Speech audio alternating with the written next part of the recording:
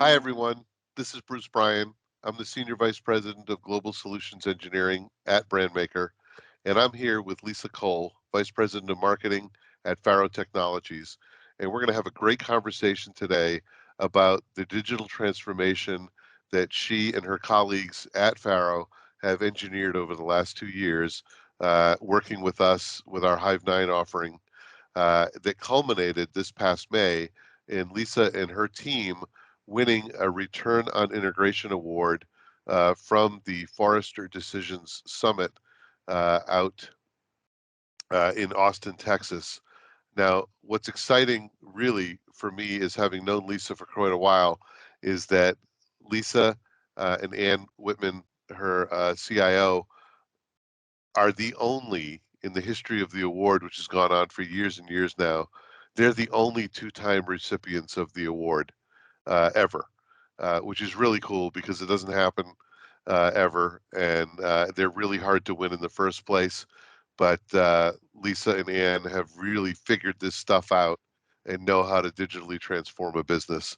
And we're here today to hear their story. So first, let me just welcome Lisa and let her take a minute to acknowledge the accolades that she's earned. Well, Bruce, thank you for having me today. Again, my name is Lisa Cole, and I lead our corporate marketing function here at Pharaoh. Before I talk a little bit about the award and my amazing team, just thought maybe I'd take a minute, tell you a little bit about Pharaoh, because you may not have actually heard of the company before. Pharaoh Technologies, we're effectively a 3D measurement imaging realization company. And really, it's simply stated, we help our customers quickly and easily measure their world using obviously 3D technology. And then part of that is how do we help them use that data to make smarter decisions faster?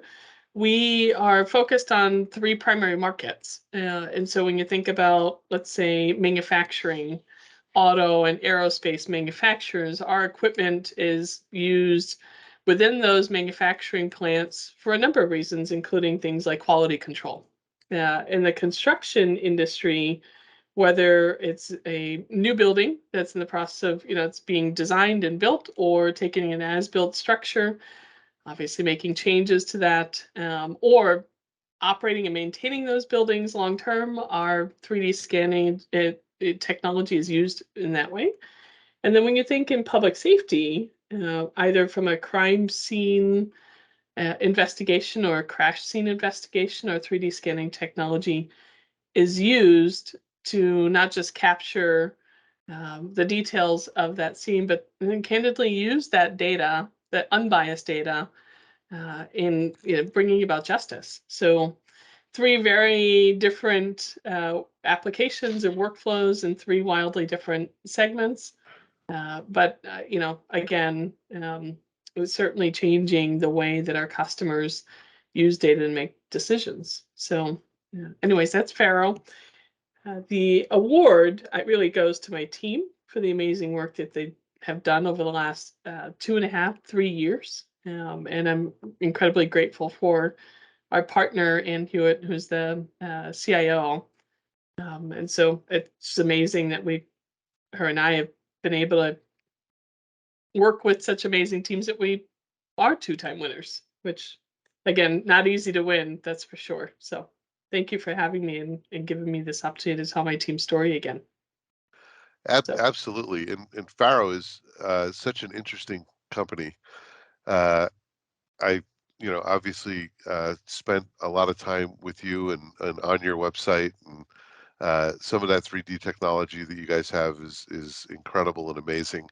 And something that has always caught my mind with regards to it is the amount of attention to detail and precision and control that you have uh, in your line of business.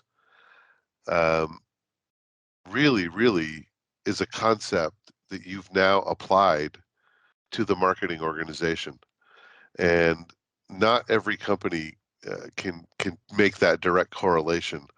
And I'd love to start your journey with your arrival at Faro and have you kind of walk us through what you found in terms of maybe the lack of precision around what was happening and the effectiveness of the marketing budget that was being spent and what your charter was, because that your charter was pretty challenging, if I remember, It's in definitely a terms of what you tall were order. asked to Yeah, do.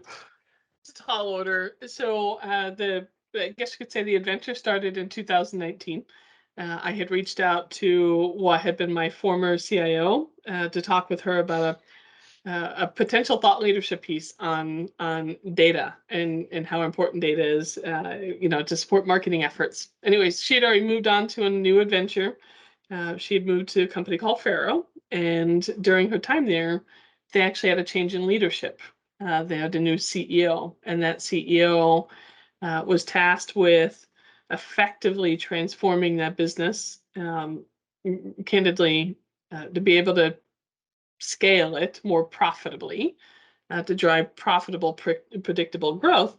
And a big part of that including really kind of improving or reinventing our go-to-market strategy. And as you can imagine, in the go-to-market strategy, one of the key legs of that stool is the marketing leg. And at the time, the marketing function, the company had spent a lot of money on marketing, nearly $16 million a year on marketing. But nearly all of that spend was either on people around the world or events. And when you think of those two, neither are really truly flexible, and both are really hard to kind of measure the impact of. And the first piece that I was tasked with was, hey, we need you to come in, understand the business, and candidly, you need to reduce the overall spend, the overall cost of marketing in a significant way, about 40% reduction. And I found that out the day before I started, that it was that significant. Now, a big part of where they thought the opportunity was to shift the event spend to digital marketing spend that would likely be a much lower cost per lead and really candidly be a lot more predictable and steady throughout the year to fuel the pipeline. But when I joined, I didn't know the state of either the team, what the skill sets were, where the capabilities were. My first day, I found out that we had 55 people around the world, and they were all operating in complete silos. What was interesting is at the start of the year, effectively marketing was given a big bucket of dollars. The dollars were then kind of metered out to regional marketing managers in 16 countries around the world, and they were off and running. And they all had their own version of spreadsheets where they would kind of outline all of the tactics that they would spend those dollars on. But that was kind of the limit. No one ever aggregated those spreadsheets. I mean, looking back and what they all looked like, I think it would have been physically impossible to bring them together, because they weren't even formatted the same. They weren't even in the same language. They weren't using the same, I guess you could say, criteria and attributes. No way to pull this stuff together. Um, and so that was the first thing: is where is all the money and how are they spending it? And then what happened with those dollars? And then you find out, and you keep going down this rabbit hole, that they didn't have any sort of technology that would enable them to track not just the results of what it was that they were doing, but the impact. They had disparate technologies. In many cases, they had duplicative technologies, and they weren't integrated. So data was kind of moving from one system to the next in, the swivel chair mode.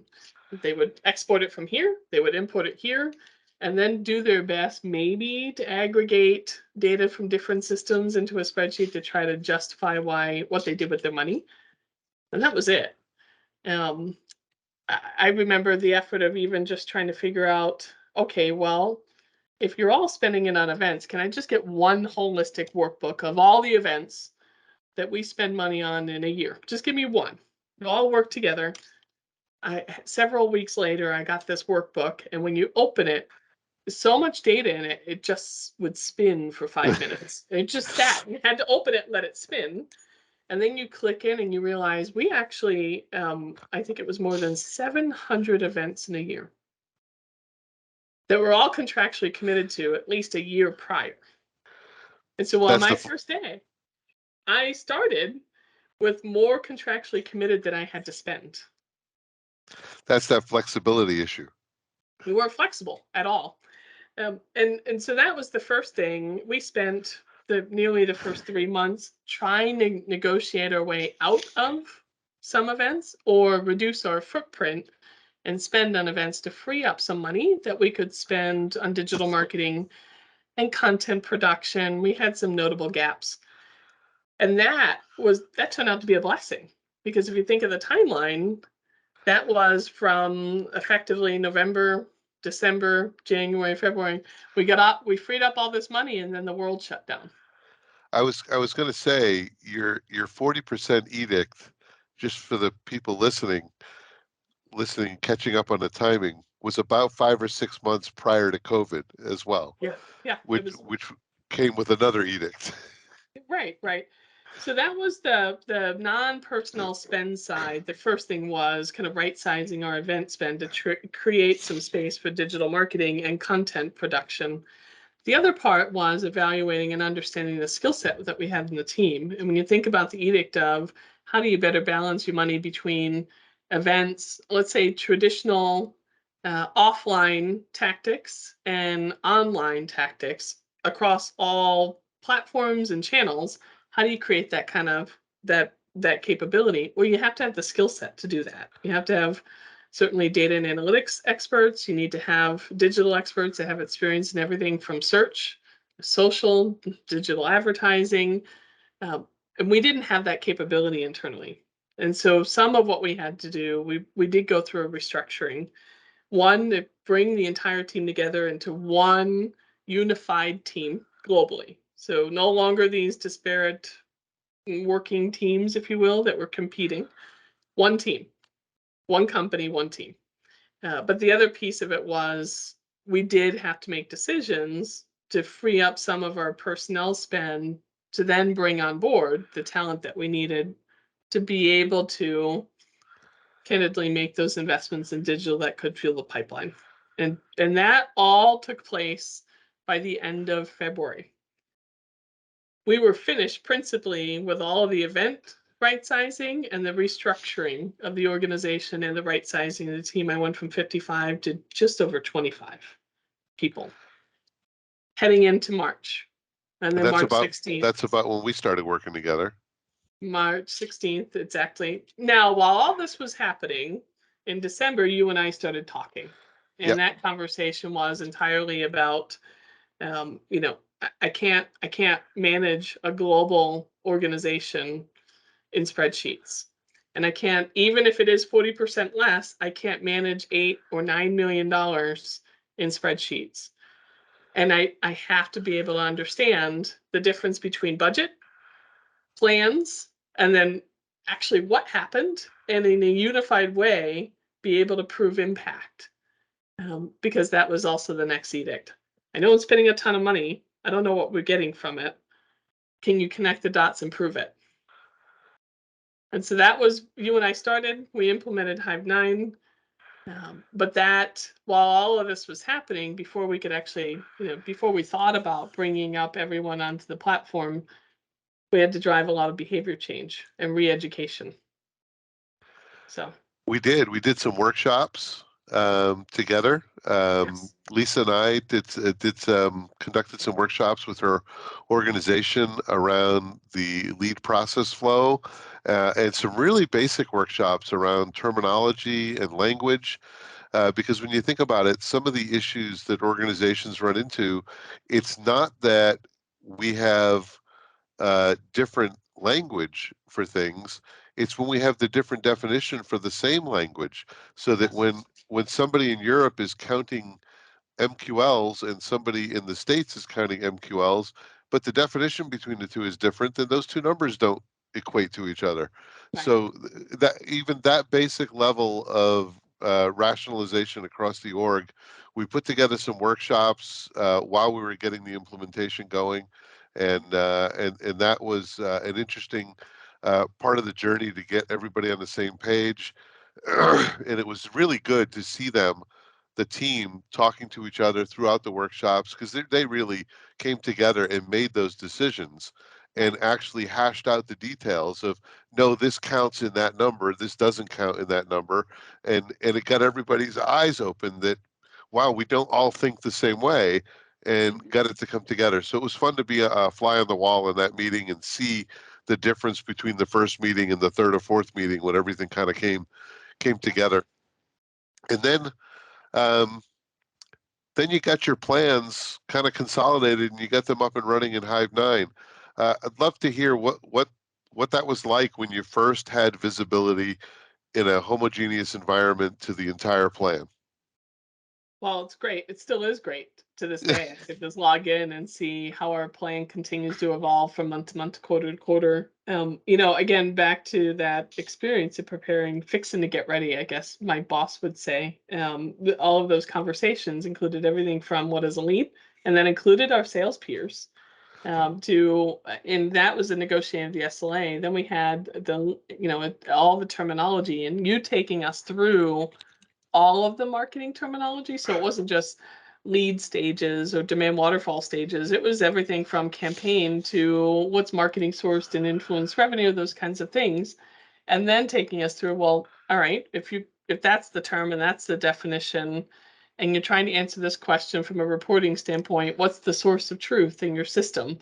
And what, how do we calculate that? Are we all on the same page about that? And then campaign hierarchy and all of this, that set us up for success. And then it was easy to set the stage for how planning was going to happen. And in the past, again, it was the best way to visualize is the school bell rings, all the kids come out of the school and they go out to the playground and they're all doing their own thing. And then they go back in from recess. We went from that to, okay, let's start with business goals and objectives. Let's start, and within that, what's the revenue that we need to drive and what's our role in that driving of that revenue? Then how do we reverse engineer? First, we didn't have any benchmark data because the company hadn't been measuring marketing that way. It was the cost center, right? Right. So we used Forrester's benchmark data to at least set the stage for what that is, reverse engineered it, and then from there and said, okay, now I'm going to allocate the dollars by market segment, by revenue targets, based on what you have to drive. And then now let's look at all the assets we have, data, subscribers, content, where do we have some gaps? And then what levers do you need to pull? And then the planning part was, okay, in this market segment, we have no marketable database to work from. And in some countries, people weren't even aware of us, new concept. Okay, now the type of investments and the types of programs you're going to invest in likely are around brand awareness. So let me talk about what those goals will look like instead of in 3D metrology, where we are truly the industry leading force. We're well known and a huge marketable database and tremendous list of subscribers. Then it's, let's say, demand gen type programs or pipeline acceleration. They fleshed those out, but again, Hive 9 enabled us to clearly define different program types and then establish goals for those program and tactic types. Everybody put their plans in, and then I had an aggregated plan. And then that basically set the stage. Right out of the gate, I was able to give access to our CEO, our CFO, head of product, head of sales, our plans and what we're doing, how much money you've given us, how we're spending it, and what we're doing by month and quarter.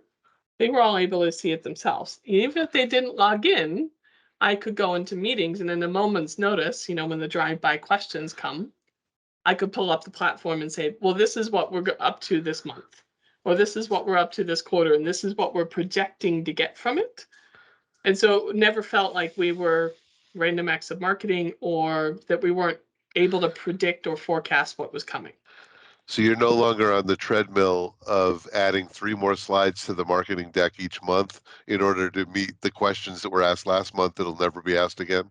Yeah, no, no. So what I do, because everybody loves PowerPoint, right? But what I can do now is I can do exports from Hive 9 and bring them in and copy and paste them on the slides and then send out the slides. But it's not a reverse engineering in any sort of way. We're not in this constant business of creating net new. It's an established template and then it's exports. Now, the key piece is my team is not allowed to create random PowerPoints to try to reverse engineer what should have just been done in Hive 9 to begin with. right? So I do have one director on my team that loves to create spreadsheets. And it's shocking to me how close they look like Hive 9. And so I started picking up on him reverse engineering these in Excel workbooks, and I said, you can just stop. I swear to you, it works the same way. In fact, if you put it there, you make a change, it changes everything else, right?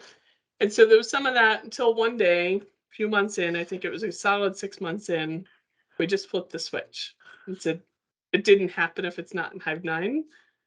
And it didn't happen if what you have to do is give me some manual document to show what you did. So I'd love for you to tell the audience how valuable and important that is once you're using a system like Hive9 as the system of record to communicate to the CMO and the CEO. That when it's hit that stage, you can't have these rogue calculations and different versions of the truth running around. Yeah, you can't. One, the nature of the market, the nature of business, it's not unheard of that you have last minute meeting requests. It's not unheard of that you have to make a pivot last minute, and people want to know what it is that you're going to do to act in that pivot or what's happened. And in those cases, for those of us that have had to like manually aggregate data or take something and create something out of nothing with a moment's notice, those meetings still happen. They always happen for all marketers. Actually, for anyone that's in business, especially in this economic environment. But now I'm not in a panic state. I have the plan, like I have the budget. I have that budget is linked to a plan. Within that plan, you can see what the projected goals are. And then I can click over to the actual reports and dashboards and see what's happened so far and what do we think is going to happen.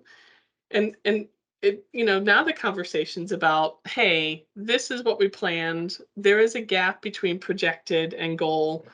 And now the energy is spent on what are we going to do to solve the gap? Right. So I'm not wasting so much time trying to package things and justify things. Now I'm using that time to be smarter about what it is that we have to do. And by the way, those moments happen. They happen today, actually. I had one of those moments where the energy wasn't spent on preparing documents to somehow show what we were planning on doing or what we had delivered already. It was preparing thoughts in terms of what I think we can go and do. That's incredible. That's incredibly valuable for your team, for your organization. It's got to be empowering for the team as well to feel like they're not just going through the motions and creating work, and instead they're being asked to provide the thought leadership and the guidance based on the data, as opposed to prep the data. That's got to be good for the team, good for their morale. Um, and then you go and win awards because of it, and that's going to make people feel good as well. Let's pivot over to the results side. Let's talk about where you started and where you finished. I mean, at the conference, you put up some amazing numbers, and I'm sure the audience would love to hear what the result was for your organization. Remember, when we started, the original ask happened to be, how do you right size the spend? How do you improve our flexibility? And then, from there, how do you actually start fueling the pipeline? And there were, along the way, we knew we were going to have to make changes. So some of the other metrics we had to think about, be very mindful of, is how do you strengthen the brand? And how do you at least protect employee engagement so you don't break anything, right? So in 2019, if you remember, before we started this transformation, we were spending about $16 million in marketing. Our brand loyalty at that point was 66%. Our employee engagement was around 54%. And for every lead that we generated, about 1.4% of them ever resulted in a sale of really any form, whether that would be system sale that's a substantial piece of hardware, or a solution, hardware and software, or even an accessory. Pretty low conversion. The time between identifying a lead and closing a sale It's about 198 days. So you could argue it's a little over 6 months. And for every dollar that was being spent on marketing, we think they were getting maybe maybe $2.75 in return. That was kind of the starting point. Where we landed and the results that we at the end of 2021, which is certainly what was used to kind of earn the ROI award. We right-sized the spend to a little over 8.5 million a year. But our brand loyalty, we increased it to 76%, which was a notable improvement in such a short period of time. Employee engagement increased despite having a fairly significant restructuring and then somehow trying to manage through a transformation, very disruptive change during a pandemic. That ended at 75%. We're still tracking around 74, 75%. For every lead that we identify or generate, we convert or 9.7% result in a sale, so exceedingly high conversion rate, especially if that person had been aware of Faro before. Our velocity is about 93 days now. And so what we thought, our target was 25% improvement. Being able to go from 198 to 93 days is pretty amazing. And so for every dollar we spend now, and going forward, our goal is always a 10-to-1 return. We're averaging about $13. So, again, amazing. And it wasn't, there weren't any magic bullets, but I do believe changing the way we budget and plan, execute that plan, and then manage that plan or hold those plans accountable, I think was the big driver here. That, and of course, I was really blessed with having an amazingly talented team. Even if they're smaller than they were at the start of this, they are truly talented. So, yeah. So you say there's no magic bullet, No. but I bet there's a few CMOs that are going to listen to this who would love to have a full funnel conversion rate of 9%, a 100% reduction or a 50% reduction in cycle time, an ROI of $13. $13. Yeah. Um, I think that those are pretty laudable numbers that you and your team have been able to produce. That is just an incredible journey. And Lisa, 24 months and a pandemic in the middle of the entire journey. That's something to really be proud of as an organization, and to implement uh, 6 or 7 different software packages during that time frame, right size the team, pivot the programs completely from one end of the spectrum to the other. Um, what a journey the team has been through. It has been our pleasure at Brandmaker to be a partner and to be, a spectator and a participant to our what extent we could during this journey. I hope that the people that are listening, what inspired me most about your journey and what I hope inspires this audience is I can't tell you how many companies that I talk to that say we can't do what these big companies that usually win these awards do because we don't have the resources, or we're too far behind to begin with, or we're addicted to events, we'll never get anybody to change, we have too many people that are doing the wrong things, our data's all messed up, our plumbing's not good, we don't have the right skills. You could have made every single one of those excuses that I hear from every single one of these companies, but instead, you and Ann, you guys stood up and you took the team and you said, we can do this. And you'd done it before. And therefore, you inspired the team to say, you know what, we'll join you and we'll go do this. And yeah, you had to have the right people on that team, and you did. So maybe there's a little luck there and a little fairy dust to have to have the right people. But what you guys accomplished is something that so many people out there aspire to. I hope that people see this podcast, and I hope they take a chance to learn more about your story, and take a look at what you guys have done and find it as inspiration to start their own journey. I want to thank you for the time that you spent with me today. Always appreciated. And I wish Pharaoh and you and yourself the best of luck going forward. Any last words? Well, one, thank you again for the opportunity to share my team story. Before we actually close things, you've been an amazing partner. We certainly opened up the conversation with kind of the education and the facilitation that you kind of led our organization through before we thought about implementing the technology. You helped get us aligned, and then through the years, exceedingly patient with us, because there are certainly there's shifts in mindset and there are behavior changes. And I know that the weekly calls that you had with our team, even if it's just an open house, has been incredibly, we've appreciated it. And if anything, those conversations were less about the technology and just more about our thought process and how we kind of manage through challenges. And you're still going to have them, right? The market's evolving, a business changes, your Yeah. customers change.